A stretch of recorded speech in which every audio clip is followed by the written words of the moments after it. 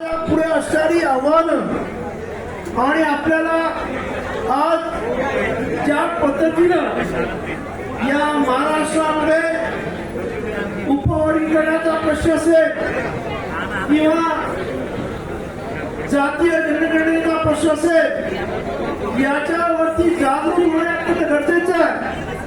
त्यामुळं सत्कार करत राहण्यापेक्षा आजची परिस्थिती लक्षात घ्या। आज या इथे तुम्ही मोठ्या संख्येने आहे आणि महाराष्ट्राच्या प्रत्येक कोणातून आलेले आहेत। आपल्याला असं वाटत असेल की सरकार आज एससी मध्ये उपवर्गीकरण करत आहे, ते अत्यंत भयावह आहे।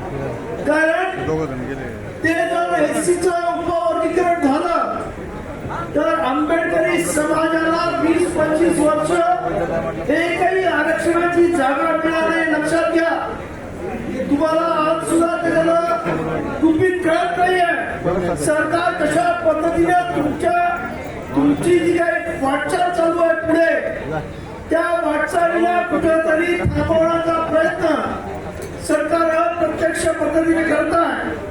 आणि आज आपण या इतर सरकारमध्ये बसून असण्यापेक्षा आपल्या पुढे असणाऱ्या आव्हानांना ओळखायला शिकायला पाहिजे।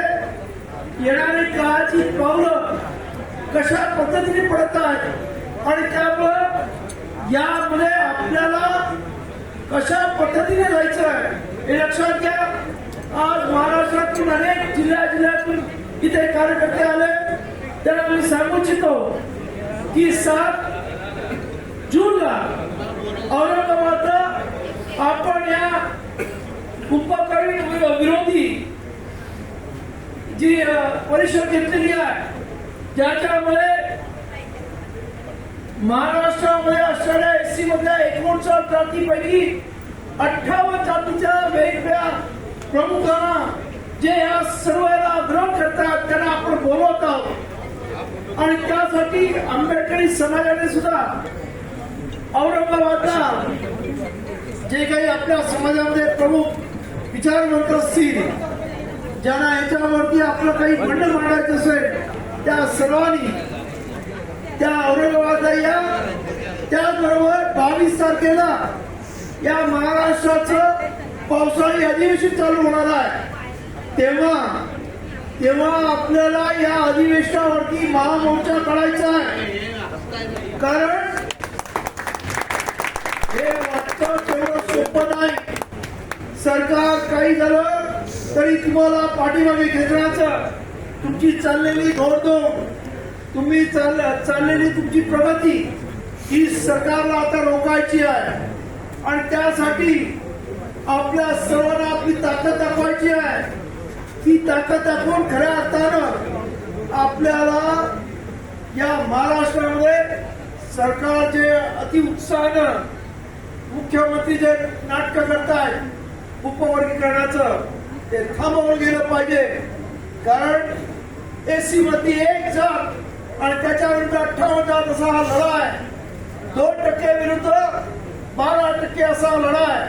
सरकारला आपण सर्वांनी एकत्र येणं, त्यासाठी वेगळ्या जातींना आम्ही एकत्र करत आहोत। आणि त्यामुळे आंबेडकरी समाजातल्या सर्व त्या इथं आलेल्या लोकांना मला सांगणार आहे की हे अत्यंत महत्वाचा लढा आहे। मागच्या पिढीने बाबासाहेबांच्या खांद्याला खांदा लावून लढाया केल्या आणि त्यामुळे आपल्याला आरक्षण मिळालंय। आज आपलं आरक्षण घालवण्याचा प्रयत्न केला जातोय आणि तो आपण उघड्या डोळ्यात पाडण्याचा महत्वाचा प्रश्न आहे। तुम्ही म्हणाल उपवर्गीकरण झालं तर काय होईल, त्याच्यात तुम्हाला 4-5% जागा तर ठेवतील, परंतु जेव्हा रोस्टर आणि बिंदू नामावलीचा प्रश्न येईल तेव्हा तुमच्या जागा भरलेल्या असतील आणि 15-20 वर्ष तरी तुमच्या जागा मिळणार नाही आहेत आणि तोपर्यंत आरक्षण सुद्धा समाप्त केलं जाईल। त्यामुळं हा अत्यंत भयावह प्रश्न आहे। आणि म्हणून मुद्दाम मी आज या माझ्या वाढदिवसाच्या निमित्तानं आपल्या सर्वांना जागृत करतोय। हे जे चाललेलं आहे आपल्या डोळ्यासमोर होत आहे। आपण नुसते प्रेक्षक म्हणून चालणार नाही, तर आपल्याला रस्त्यावरची लढाई लढावी लागणार आहे। त्यासाठी सर्वांनी तयार व्हा। अरे सत्कार आयुष्यभर करत राहायचे आहेत। पण कुछ करके गए जिंदगी में असं काहीतरी करून जायचं आहे हे लक्षात घ्या. पुढच्या पिढीसाठी आपल्याला लढायचं आहे आणि यासाठी सर्वांनी आजपासून कामाला लागा. जिथं आपण ज्या तालुका जिल्ह्यामधून आलेला मुंबईच्या वेगळ्या भागातून आलेला तिथं जाऊन सर्वांना समजून सांगा की सरकार आपली नाकेबंदी करून पाहत आहे पण ते आपल्याला गुलाम करून पाहत आहे. परंतु त्यांना त्यांची इच्छा असली तरी आम्ही त्यांना नाकेबंदी करू देणार नाही ही आमची भूमिका आहे आणि त्यासाठी आपल्याला लढावं लागणार आहे त्या सरकार विरुद्ध.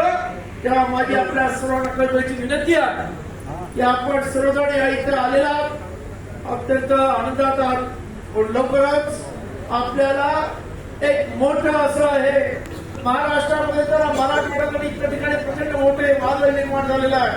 मुंबईमधून तेवढं वातावरण बनवलेलं आहे. मुंबईच्या कार्यकर्त्यांना सांगणं आहे की जाऊन आपल्या विभागामध्ये प्रचार करा.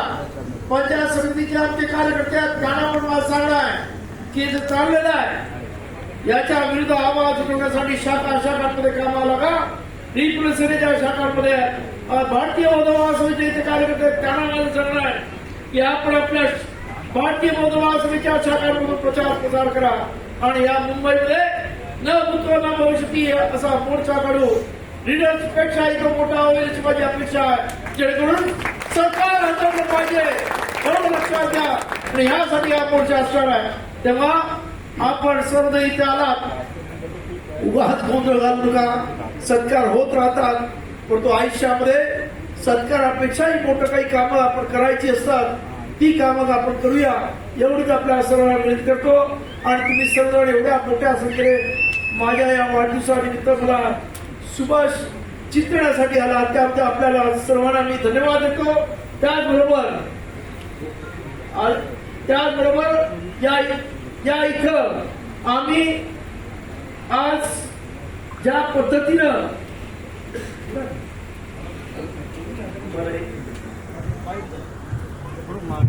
रिपब्लिकन सेनेचा सरांनी आनंदराज आंबेडकर साहब आप आगे बढ़ो हम तुम्हारे साथ हैं.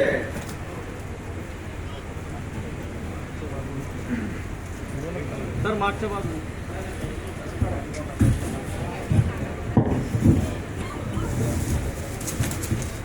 अरे जय जय जय जय जय भीम जय भीम जय भीम.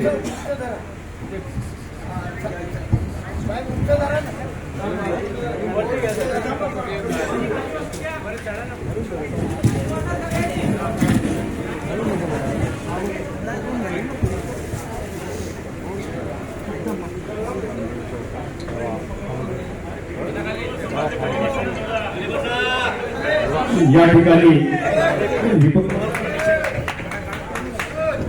आपण आपल्या सर्व या इथं असणाऱ्या वेगवेगळ्या संघटनांमध्ये असणाऱ्या वेगवेगळ्या गव्हर्नमेंट सर्व्हिसमध्ये असणाऱ्या कामगारांसाठी आंबेडकर सेवा फाउंडेशन नावाची एक संस्था काढलेली आहे तिचं आज या इथं उद्घाटन होत आहे. ही संस्था आज आपल्या अनेक प्रश्न आपल्या सरकारी कर्मचाऱ्यांचे आहेत. त्यांना प्रमोशन दिलं जात नाही त्यांचे सीआर खराब केले जातात अनेक गोष्टी असतात आज त्यांना कुठलेही प्रोटेक्शन मिळत नाही. त्यासाठी खास या आपल्या गव्हर्नमेंटच्या असणाऱ्या सरकारी कर्मचाऱ्यांना म्हणजे केंद्र सरकार असो किंवा महाराष्ट्र सरकारमध्ये असो त्यांना एक प्रोटेक्शन म्हणून रिपब्लिक सेनेच्या अंडर आंबेडकराईट सेवा फाउंडेशन नावाची आपण एक ट्रस्ट निर्माण केलेला जो सामाजिक दृष्ट्या काम करेल आणि त्याची इथे मी घोषणा करत आहे. धन्यवाद. जय भीम.